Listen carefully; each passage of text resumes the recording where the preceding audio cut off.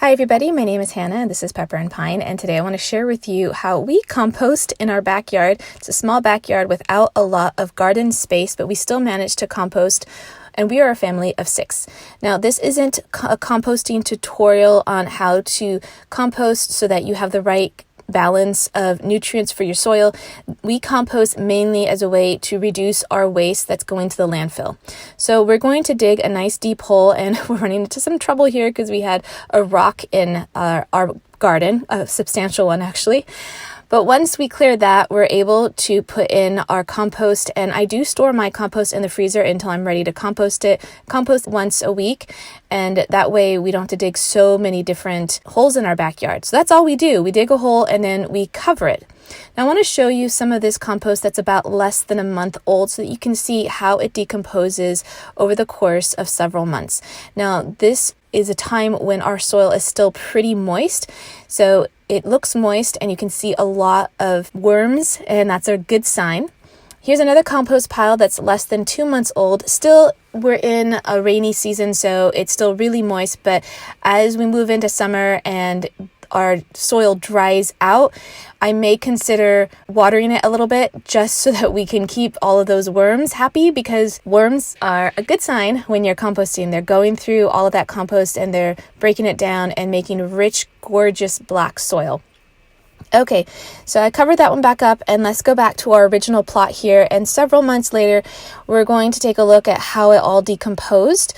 Now, I have added more compost to this pile, and so over the course of several months I've added 2 separate composts to this pile. So some of the stuff that hasn't decomposed wasn't from our original composting. It was from a more recent time that I added to this pile, but you can see that it's very minimal, and most of the things that don't compost that don't compost completely and quickly are the eggshells. Now, one of the most exciting things about composting is seeing what grows in your compost pile.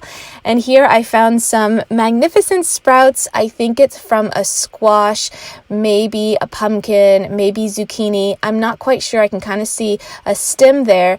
And this is just beautiful. I do try to let those things grow, but in general, I've never actually produced any vegetables from the things that have grown out of our compost bin. Okay, so I'm going to try to grow that on the side, but in the meantime, I'm going to continue going through this. You can see that it's nice and rich and black, and only a few things haven't decomposed, and that's primarily because I just cover it and leave it. I don't turn it over. I don't add other things to it. This is super simple, super lazy. This is like composting for beginners if you just want to keep your stuff from going to the landfill. All right, so I'm going to add some more compost. Oops, I dropped that one. I'm going to go ahead and add more into it. I put all of our kitchen scraps as well as eggshells. I do not compost any meat products and cooked food.